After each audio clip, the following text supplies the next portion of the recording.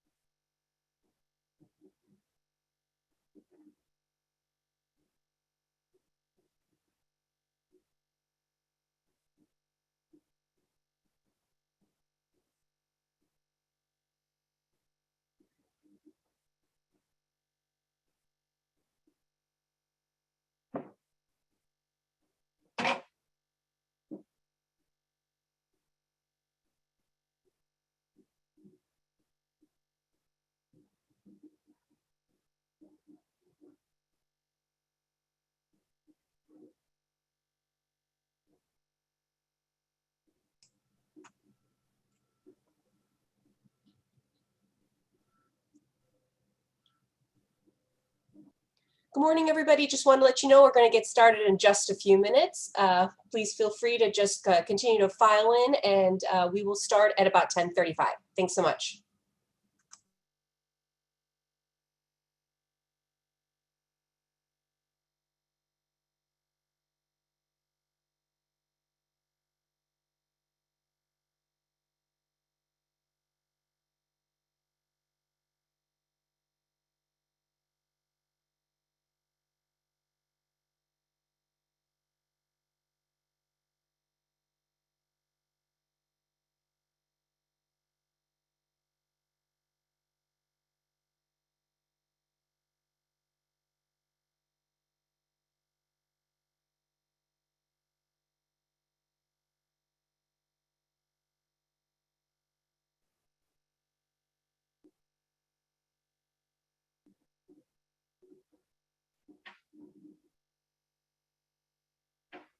Okay, it's about 10:35 now, so I think we can go ahead and get started. I want to start by saying good morning and welcome. Thank you everyone for joining us today for this upcoming, for this information session for the Neighborhood Opportunity Fund application period. We are very excited to share that we have over $4 million available for this upcoming round. And so we look forward to telling you not just what this program is about, but also some tips for how you can make sure your application is as strong as it can be. Many of you may already know that this is a competitive program. So for every application period, we always receive more applications than we can provide funding to. So it is really critical that you do the necessary homework and project planning to submit a strong application, which will rise to the top.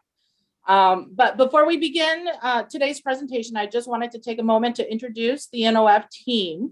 I want to start with our colleagues at Summer Corps. So Summer Corps is a nonprofit financial services organization, and they have been contracted by the City of Chicago as the program administrator for this program.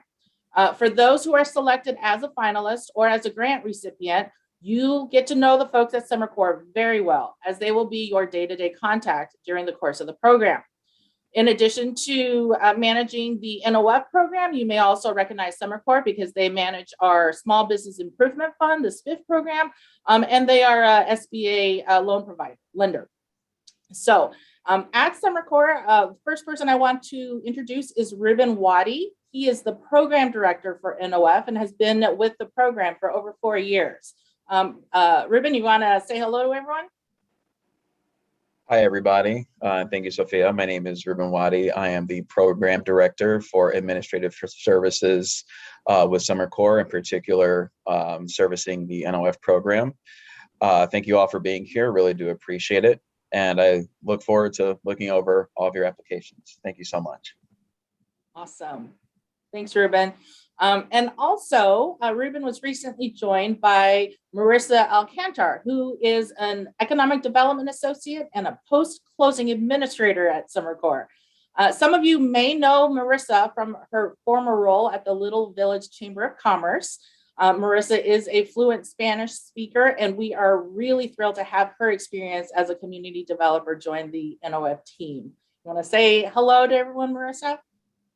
Hello, everyone. Thank you, Sophia. Yes, and I am with Summer Corps. My name is Marissa Alcantar. I am the Economy Development Associate, and I do service the NOF along with my colleague, Ruben. So we're very thrilled to have everyone. I wish everyone the best. And like Sophia said, we're not sharing just the information, but also tips of how to make that application strong. So best wishes to everyone. Thank you, Sophia.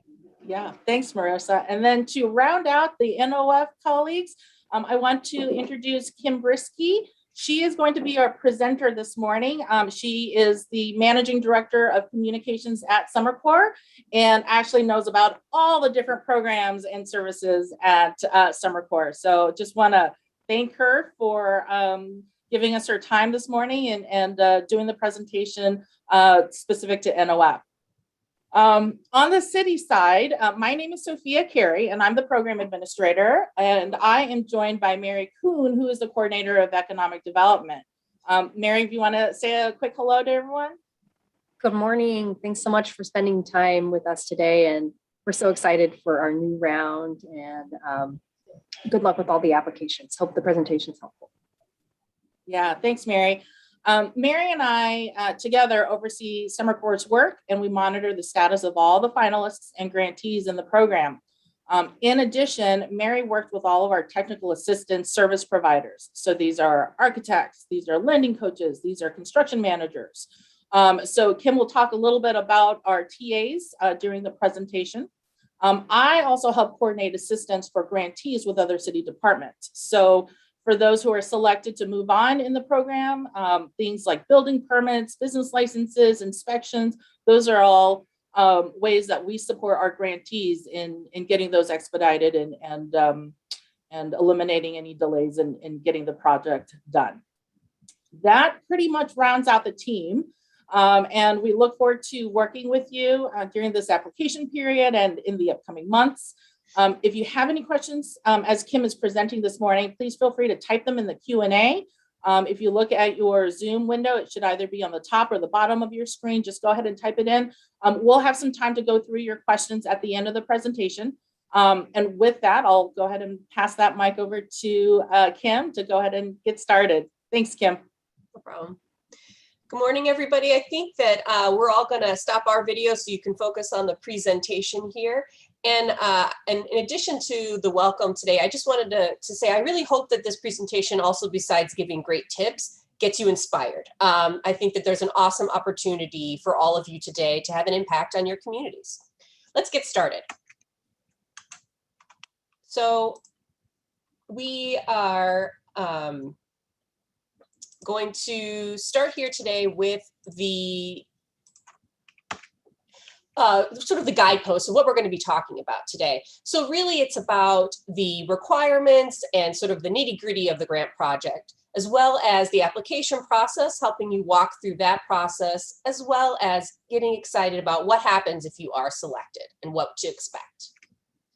Starting off, I think it's important to know what the mission of the NOF program is, which is that it provides not only grants, but technical assistance to really ensure success for this transformational investment on the city's southwest and west sides. And the maximum grant that you can receive is $250,000 per project.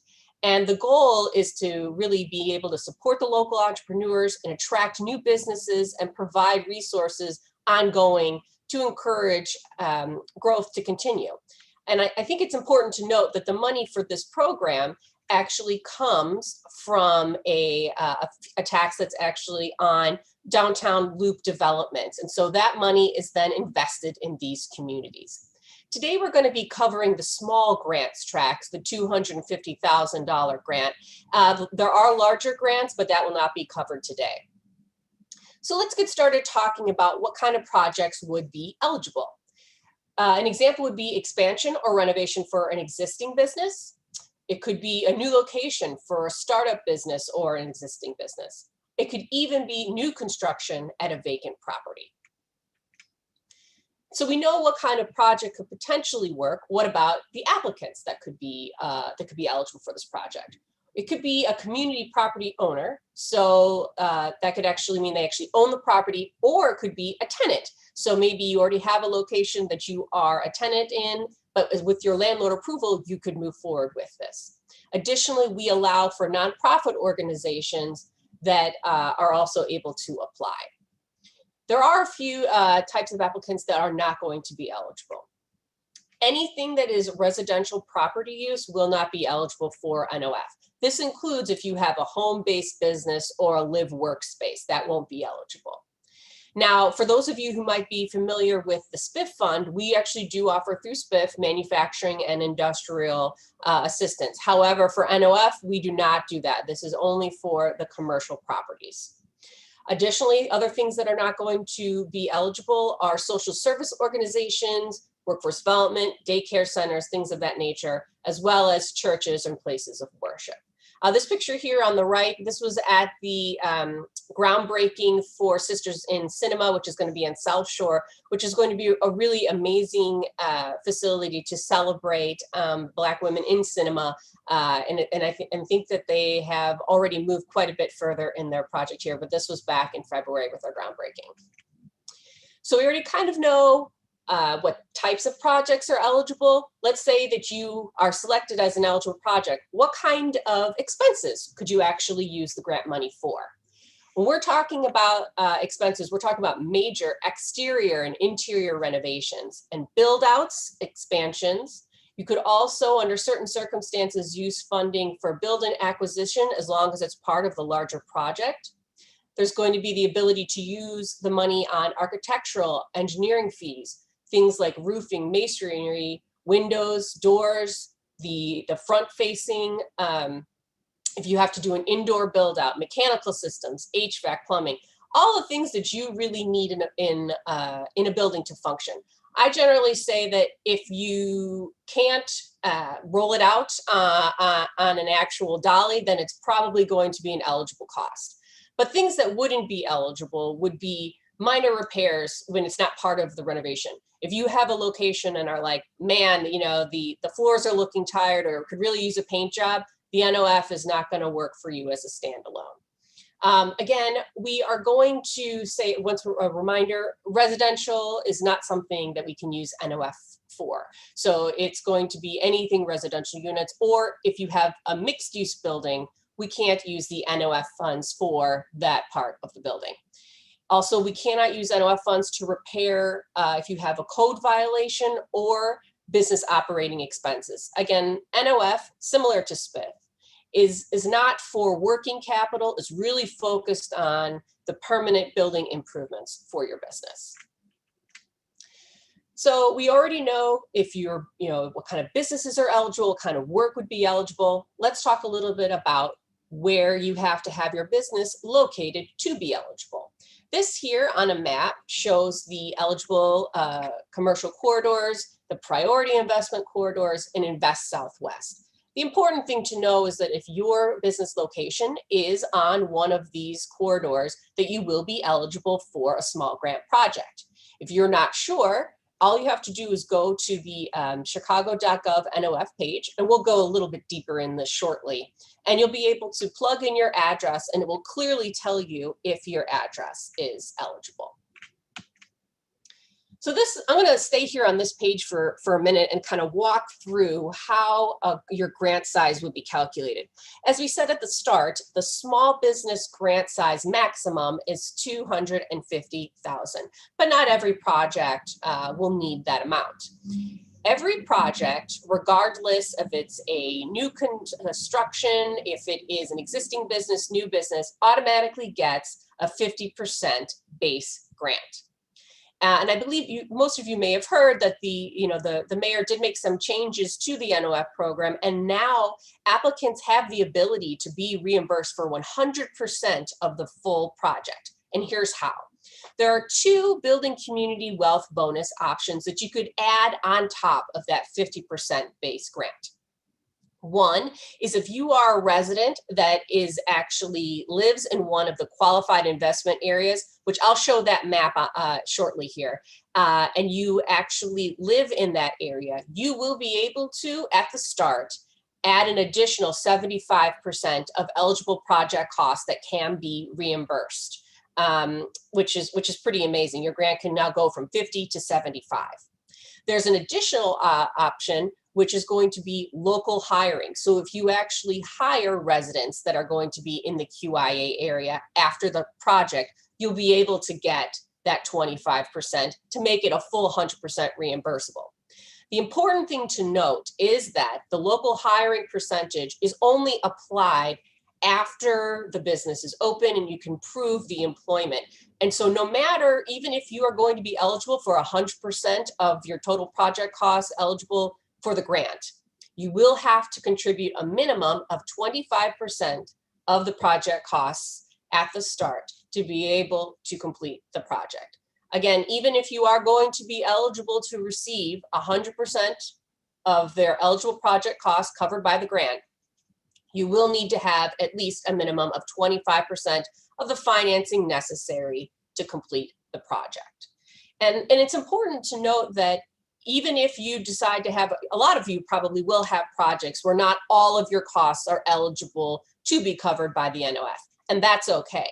Just know that you will be responsible for those costs, and those will not be reimbursed if they are not deemed eligible costs. And we can spend more time and going over questions about this, and I know Ruben will probably have things to add.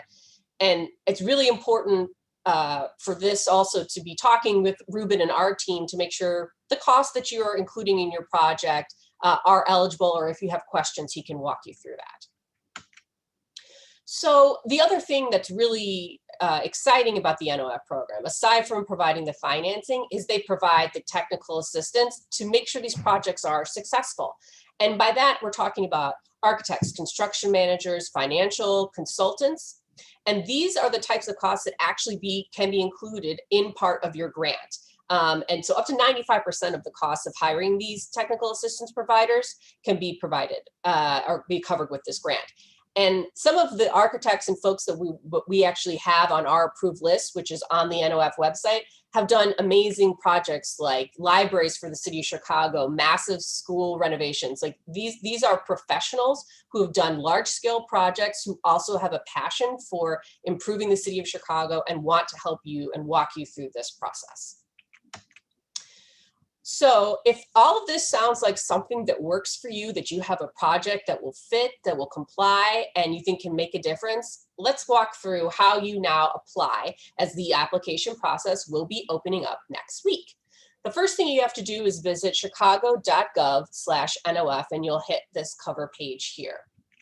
And on this, the next step that you really need to do, it's a really helpful step that helps kind of make sure that you're on the right track. The first thing you have to know is your project an eligible location and an eligible industry? If that's not the case, then you know that you can't go forward, and that will sort of save you the time. On the left, you're going to see that's the qualified investment area map I was speaking about earlier. As you can see, it really covers much of the west and the south and southwest sides. This is where, if you live there or your future employees live in these areas, that would help you be eligible for those extra bonuses towards your grant. So the first thing you have to do is just click on the big button that says search to see if your address qualifies, and actually plug it in. What will pop up is if you're eligible, a big "you're eligible," telling you also if you're located on a eligible corridor or priority investment corridor. So it'll highlight all of that for you. At that time, you'll be able to plug in what type of business or organization that you are planning to participate in. So it'll obviously, the first thing is a weed out question, making sure you're not manufacturing social services, housing, or a place of worship. If you are, you won't be eligible. As long as you pass that, then you can apply by using the next question, question 3, and giving a little more information. The next step is automatically a quiz is going to generate that's going to have you walk through before submitting an application. The reason why we do this is we really want to make sure that everybody who applies is ready to take advantage of the grant if it is awarded. And if you're not ready at this time, we encourage you to check out the website because it does have resources available for applicants to help them get prepared. And maybe you can apply at a different time. But if you feel you're ready, just start with this quiz. It says 7 quick questions just to make sure that you are in a sufficient planning stage. And once you are completed with the quiz, if you are able to demonstrate that you're ready, you will actually receive an application code automatically to apply. Once you put that code in, you will be able to apply and walk through the application window through submittable.com. And the key is just making sure that you upload all of the supplemental files that are required. Let's say though that you start and you realize, oh man, I don't have this on hand. I'm going to have to go to my office to get that. That's not a problem. You'll be able to save and come back later. This is a really important though reminder is your application must be submitted by the deadline. Anything that is not complete or late will not be accepted. As Sophia said, this is a competitive grant, so it's really important that we stick to these rules. So for those of you who are ready to apply and if you fit all the other criteria, you're eligible, here are a couple things that can help get you ahead, things that we're looking for as a competitive grant. First, we really are going to care about project readiness. Successful applications must show that they have some sufficient planning to demonstrate feasibility and ready to begin as soon as possible. I think the jargon some people use is shovel ready, but as close as you can be, that's really what's important. A couple of recommendations when we're talking about project readiness is site control. Do you have site control? That would be if you are, do you have the actual, if you're a tenant, do you have a signed lease? If you are the building owner, can you prove like, here's my deed?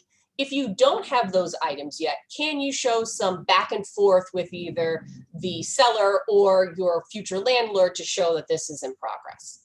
Do you have some type of plan for your construction? Just knowing in general what you want to do and have a basic timeline? And your budget, incredibly important. Have you already started to work with an architect or general contractor to have a concept of how much your project is going to cost and what types of costs you're actually going to incur? And next, do you have any of the secured financing yet? Or do you have a plan to be able to access it? Another tip, community engagement. I think that's such an important part of NOF is it's really about strengthening these commercial corridors in your neighborhood. So we don't want this to be operating within a vacuum. So the goal is, are you connecting with the community and their needs and priorities as you're working on this project? Have you actually been in contact with other members and leadership in the community to make sure that this project fits in there? Are they willing to, as an applicant, engage? Has this project actually have any pushback from those in local community or local organizations? And also, is the applicant, do you understand sort of what already exists in the area? Do you know that this is going to be a good fit and what the impact will be on the corridor? And sort of in line with having the impact on the community is there sort of a keen awareness with your design and how that's going to impact the rest of the community around you? Because the design project, it really won't just be a singular business that will impact. It will impact everything on the street. And we really encourage you to engage with design professionals when appropriate, as they are going to be provided through the TA program.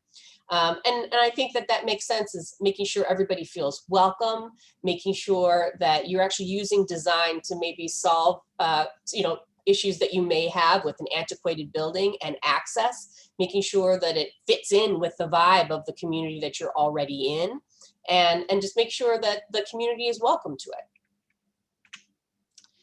So that's a lot, I think, for folks that are getting ready to apply. And so I want to make sure that you are aware of all the resources that are available, just even at the applicant stage.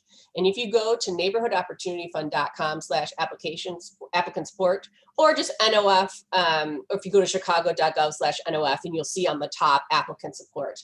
These are all the things that we already have ready for you. And the key one is we have a group of over 20 partner organizations that will be able to help you with the application process. I'm going to switch over to the next screen here. These are the community partners that are ready and able to help you with your project. You probably see some logos on here of groups you know. You can also check, there's a full list on the website as well. I absolutely encourage you to use these resources. They were contracted by the city to do this, and they want to help.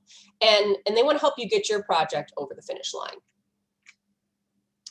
So next steps, as a reminder, the application date now for round 2 in 2021 starts Monday, the 16th of August, and the deadline is Friday, September 24th. Again, no applications will be accepted after that point. The grant finalists will be announced then in January. So this means if application is opening on Monday, get started now. Be prepared so that you will be able to demonstrate your readiness, feasibility, your construction plan, and your community impact with your project. And these are some of the reminders here. Again, you should work with one of your partners if you have questions. Be prepared to answer the project readiness quiz. Be prepared to submit on time, and know that this grant is only for application for small grants, the maximum of $250,000. So this is, I love this picture here. This is actually the picture we most recently took at the round 1 finalist announcement here. And it's a pretty exciting day and a way to celebrate. And you can just see, these are all of the selected finalists from across the city. So once the application period closes, at that time, the applications are reviewed and prioritized based on some of the topics that we talked about today in terms of project strength, readiness, impact on the community. And the selected projects will be based upon how much funding we have, which Sophia says we have $4 million right now available, which is incredibly exciting. And as we've mentioned throughout this, the technical assistance program is really strong for finalists. We're going to have lending coaches, architects, and construction managers, and I encourage you to take advantage of those. Additionally, this is a pretty cool opportunity to work directly with city staff and folks like Summer Corps who can help sort of navigate some of the systems that maybe seem a little bit overwhelming when it comes to questions like permitting and constructions, inspections, licensing. If we don't know the answer, we know somebody who does, and we can assist with that. Additionally, business marketing, one of the cool things about the NOF project is there is almost always a celebration at the end with ribbon cuttings. And I think if anybody here follows Block Club Chicago, there are tons of really cool stories that they do there. And a lot of them are on NOF recipients. Now, I do need to say, the one big caveat here, and this is the one serious part, is that finalists are expected to complete their projects within 2 years. If you lose site control, which we talked about earlier, or if there are major project delays that make it so that you won't be able to complete the project within the 2 years, and especially if you're not communicating with Summer Corps and city staff, this could lead to the revocation of the grant award. So we're going to leave the serious stuff behind here and just talk for a second about getting inspired. These are some awesome projects that are completed, and I think you can see the difference. I don't know if anyone here has been to Jean Michel's Homemade Ice Cream, but their cookies and cream is to die for. If you haven't, it's amazing. But you can see it went from this empty shell vanilla box in Bronzeville to this like really bright, inviting community space. And this is Osito's Tap in Little Village, which is cool because this is kind of a speakeasy that was like this empty space attached to a family liquor store. And they turned it into, again, this empty sort of vacant space into, this is a very high-end classy joint that there's been a lot of really cool stories written about it. And obviously you can see the high quality of work that they had completed in here. This here is AGB Investigated Services here in Chicago Lawn. And this is especially important when we're talking about the design and fitting and improving the community around them. As you can see the before picture, the facade was falling apart. They had the old cube glass windows, and they were able to do a completely new frontage, new windows and doors, and really added to the community street appeal there on their neighborhood. And next, 345 Art Gallery in East Garfield Park, another really cool project and community space where they took sort of a vacant area and built on a whole new gallery to the back. It's a pretty amazing transformation there. So as we are going to wrap up this presentation here, at least my part of it, this is the contact information. And I believe that this presentation will be available on the NOF website, as well as a link to a video of the actual presentation, so you can watch it again. But always, if you have questions, this is how you should reach out so that we can assist in any way. And as a reminder, the application period starts Monday, so it's time to get started. And that's my part. Awesome. Thanks so much, Kim. And I have been monitoring the Q&A, so we've got a lot of great questions here. I think what I'll go ahead and do is we'll just read off some of the ones that we've kind of tagged as saving for the live Q&A portion. And then Mary, Marissa, Ruben, if you guys want to speak up and chime in and help answer these questions, that would be terrific.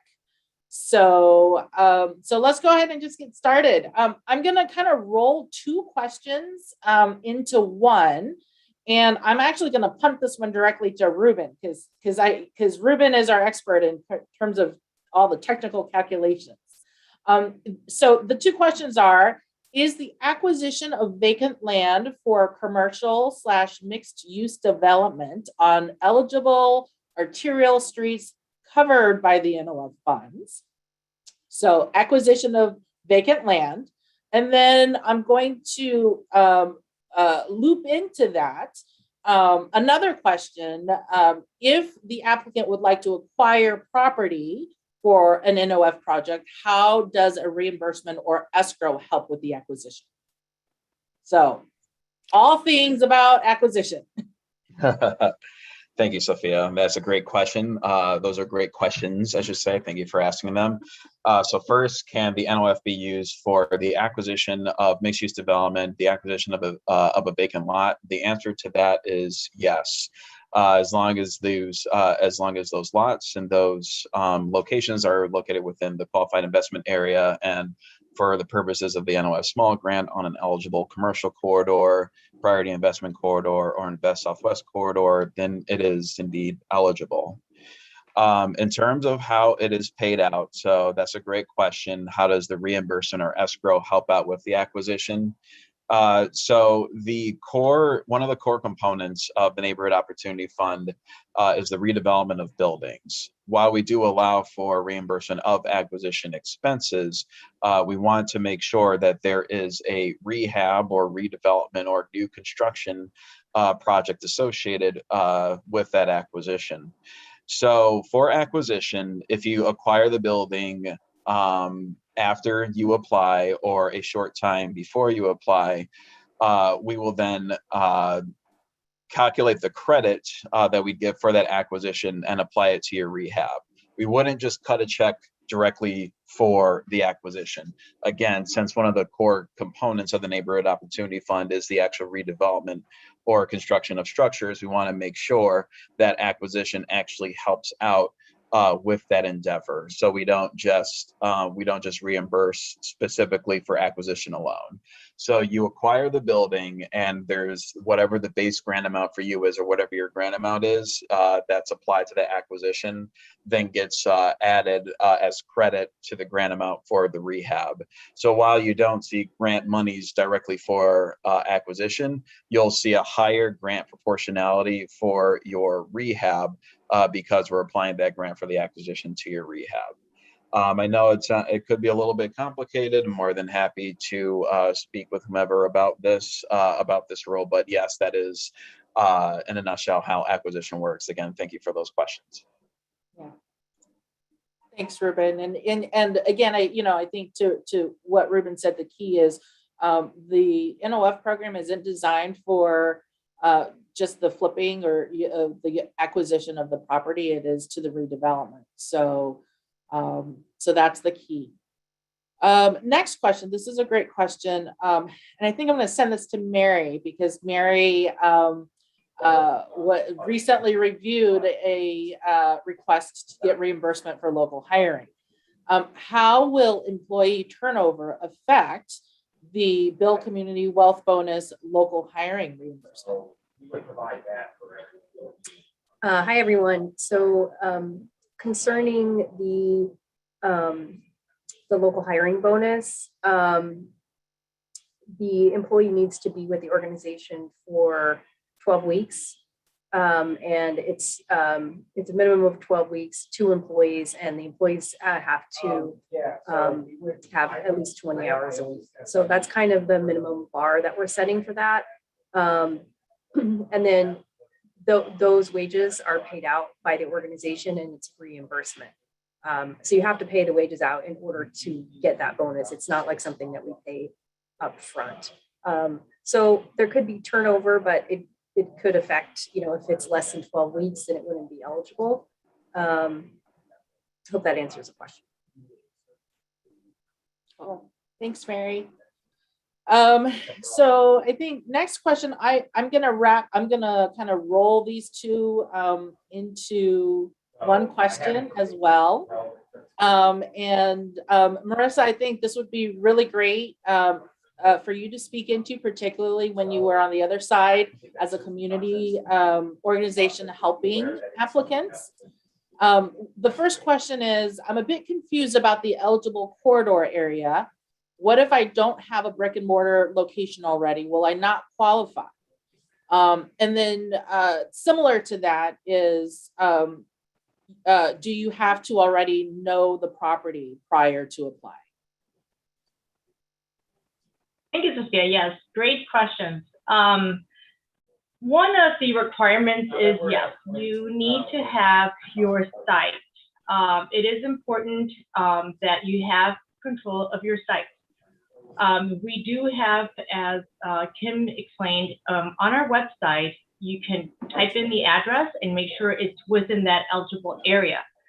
The one thing is, if you're leasing or you are negotiating to purchase a property, we will need to see that contract at the time you submit your application. If you are a finalist, then you will need to continue with that site control. If you happen, for some reason, in the middle of being a finalist and you start with the project and for some reason you lose the control of your site, then the grant will no longer be available. So it is important that if you are seeking for location, first that it's within the quarters that are eligible within the city, and that you do have a contract in place. Thank you, Sophia. Thanks, Marissa. I think I'll go ahead and take the next question. This one is from Marcus, and I'm sorry, I hear some background noise. So if anyone has their mic, perfect, thank you. Marcus is asking, if not today, when will the NOF large grant be discussed? So the NOF large grant, as just a reminder, is for any project that is seeking a grant of over $250,000 up to a max. Their cap is $2.5 million. And Kim, if I can trouble you to go back a slide.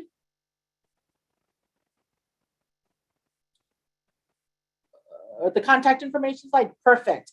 So if you look at this slide, at the bottom, there's an email address for the large grants track. It's FID_intake@cityofchicago.org. There is a completely separate team that works on those applications and projects. So for any questions or to submit an application, you will want to go ahead and start by sending an email to that address, alerting them of your interest. And then 2 is they are accepting new applications at this time. So if you go to the NOF website under apply, their process is completely separate from ours. But if you go under the apply link and read through all of that, you're going to find under the large NOF grant section links to 2 documents. One is the Universal Financial Incentive application, which is what they're using for the large NOF grants track. And then 2 is like a developer worksheet. So those are the 2 documents that you will need in addition to other information for that application process. But again, I think the key here is make sure that you reach out to the large grants track team first and let them know that you are interested before you kind of send that application in the materials block. Okay, let's see what else. Oh, this is a great question. Okay, if you apply for the NOF previously but were not approved, is it possible to receive feedback in order to strengthen the application for this upcoming round? I'm going to open this up to the whole group, and if you guys have any thoughts or responses to that, that'd be great. Yes, thank you. I'll let Ruben go first. Sure. Sorry, Mary. Yes, that is a great question. So thank you very much for asking that. We do indeed have a list of community partners that can help you out with your application and identify key areas of opportunity to potentially strengthen your application and to highlight certain things in your application that would be of note to the reviewers. This list of community partners can be found on our website, neighborhoodopportunityfund.com, and you can go over to the applicant support tab. And in that tab, you will see a link that will help highlight a list of community partners. And one of the cool things about this link is that it'll show where the community partners are regionally. So in relation to your business, you could see the closest community partner to you, but you can also feel free to work with whichever community partner you feel is most applicable to your application needs. I'll just add one thing. If you've applied for the NOF small grant previously, you can log into submittable.com and you'll be able to see your grant application there. You can print it out, you can download it, and you can share that with the community partner so they can review what you've submitted in the past.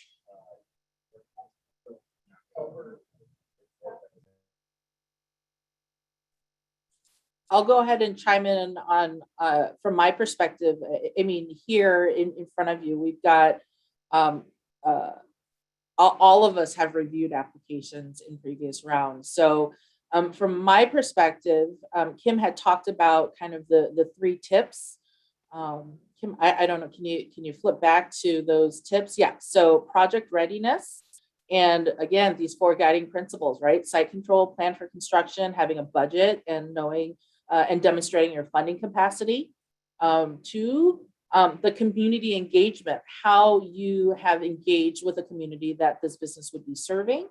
And then 3 is the design impact. Have you thought about how your design is going to support the sustainability and the success of the business, as well as respect and recognize the community it is serving? I'll just be honest, in my personal opinion, I have not seen very many applications that were able to respond strongly to all 3 of these categories. So if you just focus on these 3 kind of categories and really provide a strong response, to these questions, I think that like you can't help but rise to the top.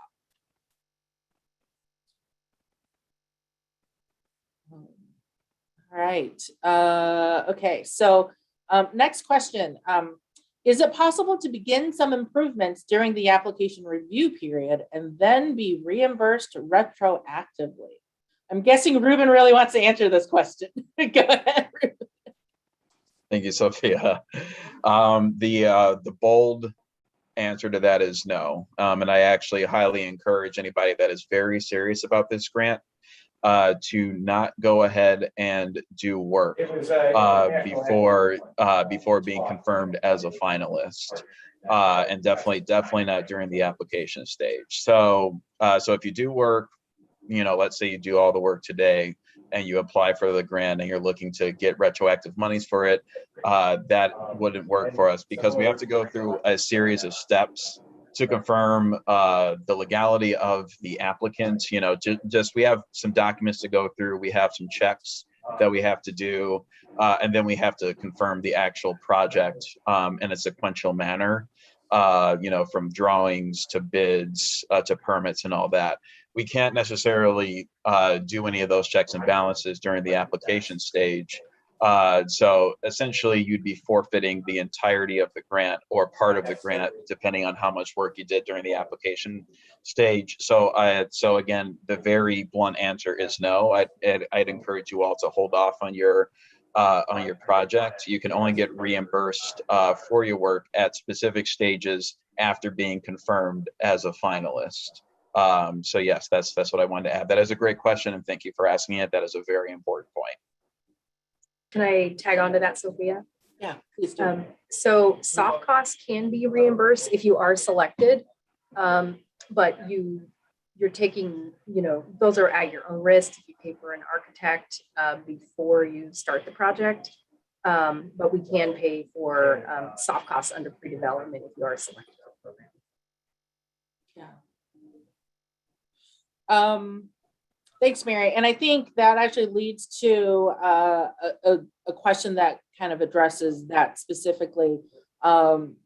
Recognizing that our grant covers soft costs for architects and construction managers, can an applicant assume that they don't need to have a detailed project plan when they submit for the application, submit their NOF application?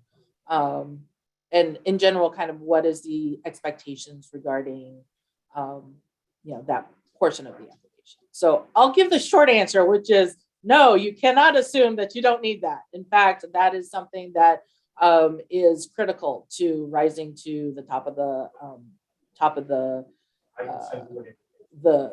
kind of evaluation process. So I'll just say no, please. If you even submit a partial, is better than not submitting anything at all. But I'll let the rest of the team add to that.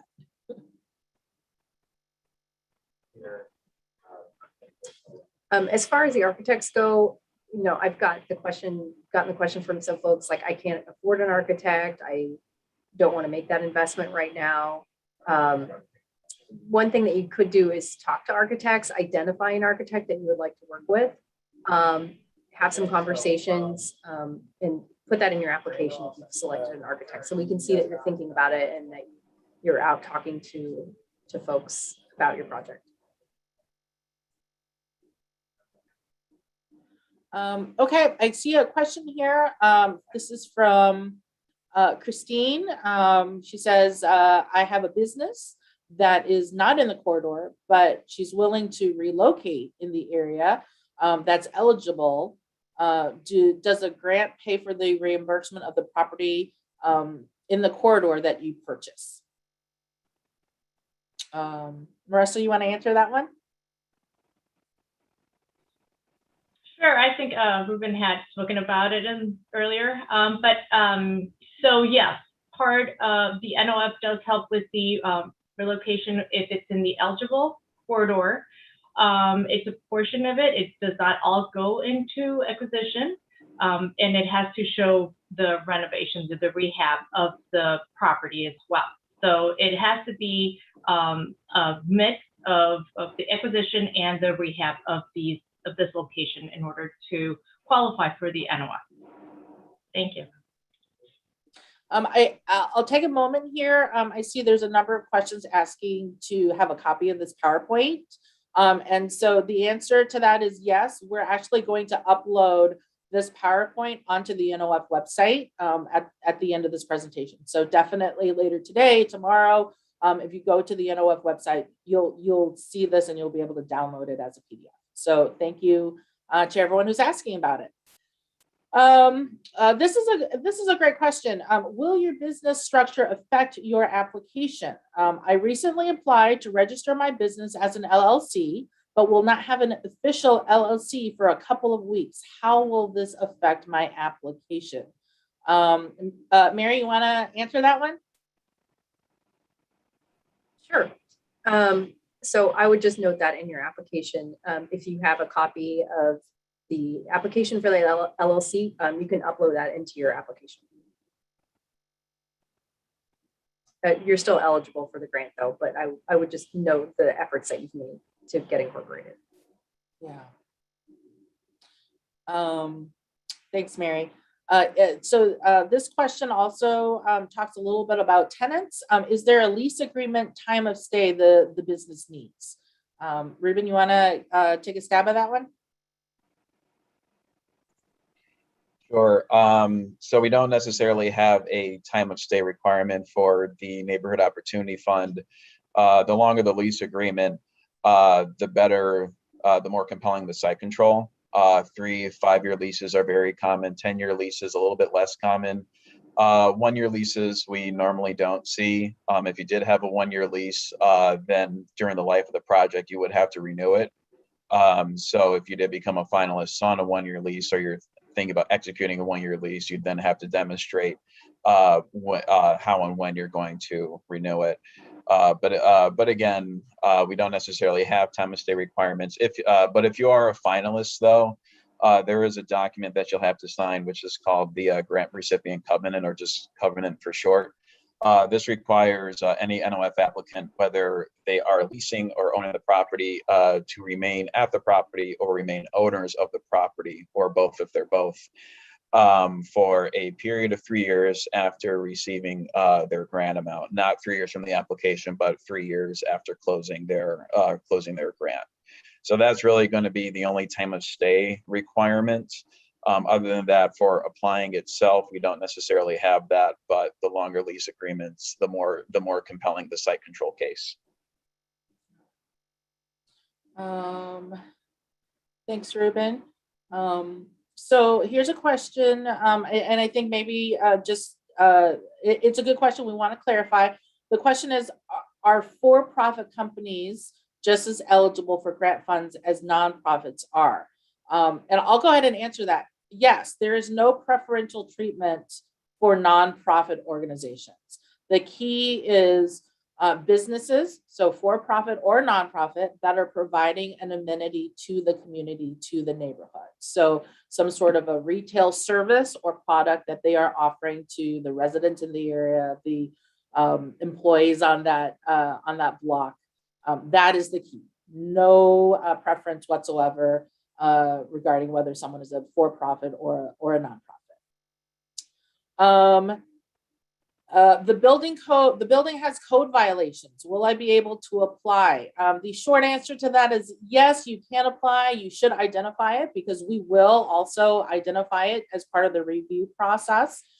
Ruben, you want to talk a little bit about building code violations and how that impacts the grant calculation, though? Sure. So with building code violations, if you do have outstanding building code violations, you can still apply. However, it will be noted during the application if you have building code violations. Not every violation is the same. There are some violations where it's a matter of refusing. You have to clean up the refuse. It's a matter of signage, but some of them are a matter of posing an imminent threat to the community. For the more serious building code violations, the NOF isn't structured to help out with that. So building code violations, such as like walls or stairwells or even roofing or something like that. Like if something poses as an imminent danger, and there is pending legal action from the city concerning that building code violation, then addressing those violations will actually be the responsibility of the applicant in that case.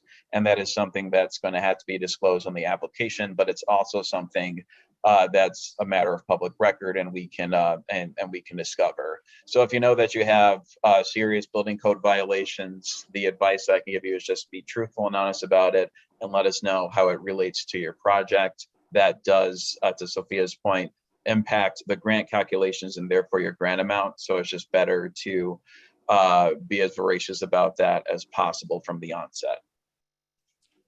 Yeah, I think if I could just add on to that, being upfront about those violations also shows that you're knowledgeable about the existing conditions and kind of, what you plan to do about it. So having that information up front is definitely extremely helpful and beneficial to your application. We've got just a few more minutes left for this presentation, so I think I'm going to blitz through some of the questions here. Some of them are really interesting and not sure how many people are interested or how much detail people want on this. So I'll go ahead and start with this question. What is the application review and decision-making process? So a quick answer to that is every application that we receive fully submitted is reviewed. It is a multi-stage review process that starts with general kind of eligibility. Are you qualified because of the address? Are you qualified because of the proposed use?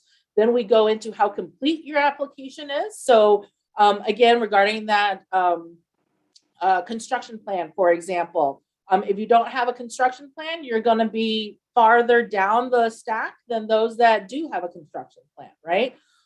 So we'll look at the completeness of your project, how shovel ready it is, as Kim mentioned. And then we bring in other community stakeholders to help review and make that final decision. So it is a pretty lengthy process. It takes us about 2 months to go through each and every application. And last count, I think in terms of number of reviewers that touch an application at some point, at least 20. I will also say that we do also coordinate with our colleagues in other city departments. So regarding building code violations, they help speak and inform our decision as well. Buildings department, business affairs, the finance department. So it definitely is a holistic review process. Next question. This is what is the quickest a past grant awardee has taken to complete their project? I'm going to hope that the person who asked this question is looking for a challenge. Ruben can probably give information about more historical projects, but I will say that I'm really excited about a project that is anticipated to complete. This is August, so by Labor Day. There is a project in the Bronzeville area that actually were selected last year, and it's a full internal build out. So it took them a month and a half. A year, about a year, and that's actually delayed from their perspective because of some of the supply chain and distribution challenges that the construction industry is currently facing. So they were very much on track to get their project completed earlier this summer until they hit those construction kind of supply chain issues. So definitely projects can get completed, very quickly when we have a finalist and a grantee that's ready to go and has everything lined up. Couple of other questions. Can you apply for both grants? So I'm assuming by both grants, this person is referring to both the large and the small. The answer is you really can't, because both of the grant programs are calculated based on your total project cost, right? So if your total project cost allows you to be part of, possibly be eligible for more than 250,000, and you want to go ahead and go in that on that track, you're more than welcome to apply. But if you know that you don't need or don't want any more than 250,000, you can go for the small grants track. You've got to pick one or the other. You can't apply for both at the same time. And it really quickly regarding the requirements of the two programs, they are different. So there are more requirements on the InnoWeb large grants track. It does require a city council process. So that also kind of puts you in a completely different timeline for getting your project done. There are also local hiring, prevailing wage, WMBE requirements, kind of the typical requirements to go into a redevelopment agreement with the city of Chicago. Let's see. That is pretty much all the time that we have today. So I want to thank everyone for joining us. We do have one more presentation or info session next week, but don't forget, application opens on Monday. So if this is something of interest to you, definitely start thinking about your application now and get started on Monday when everything is live on the website. Anything else, guys, that I'm forgetting before we close out the webinar? No? All right. Well, thank you very much for joining us today, and we'll look forward to seeing you on Submittable. Take care, everyone. Thank you, everybody. Take care. Thank you.